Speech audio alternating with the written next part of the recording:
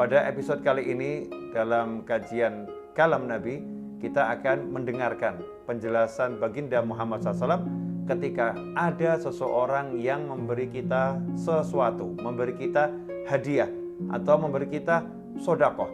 Apa yang harus kita lakukan? Dalam sebuah hadis yang diriwayatkan oleh Imam Nasa'i dari sahabat Nabi Sayyidina Abdullah bin Umar radhiyallahu taala anhuma, Rasulullah sallallahu alaihi wasallam bersabda, "Idza utita syai'an min ghairi an tas'ala faqul wa tasaddaq."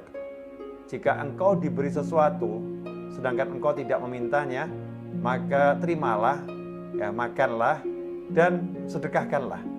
Ikhwani rahimakumullah, kadang-kadang ketika kita punya sesuatu, kita merasa punya harta yang berlebih atau kita punya ekonomi yang lebih, ada seseorang yang memberi kepada kita, kadang-kadang kita nggak mau terimanya, ya, satu karena ego kita, ada yang merasa direndahkan, naudzubillah min dzalik, jangan sampai kita punya perasaan seperti itu, atau bukan karena ego, tapi kita merasa saya nggak membutuhkannya, ada orang lain yang lebih membutuhkan.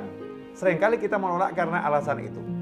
Nah, ini bukan sesuatu yang sempurna, bukan sesuatu yang utama.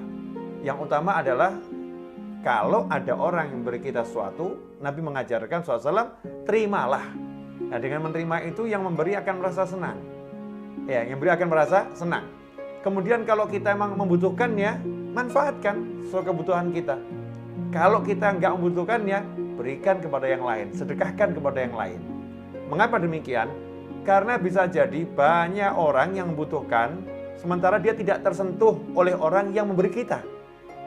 Orang yang memberi kita nggak tahu orang lain membutuhkan benda tersebut, barang tersebut. Sementara kita tahu. Alhamdulillah kalau kita bisa menjadi kepanjangan tangan untuk kebaikan. Alhamdulillah kalau Allah jadikan kita ini sebagai alat untuk menebarkan kebaikan. Sehingga orang memberi kita apapun yang baik kita terima, kemudian kita salurkan kepada yang lebih membutuhkan. Ini akan menjadi sesuatu yang luar biasa, karena di samping kita menekan ego kita belajar merendahkan diri, kita menyenangkan orang lain, dan kita juga menyenangkan orang banyak.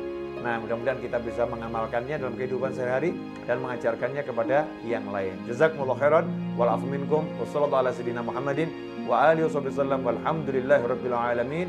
Wassalamualaikum warahmatullahi wabarakatuh.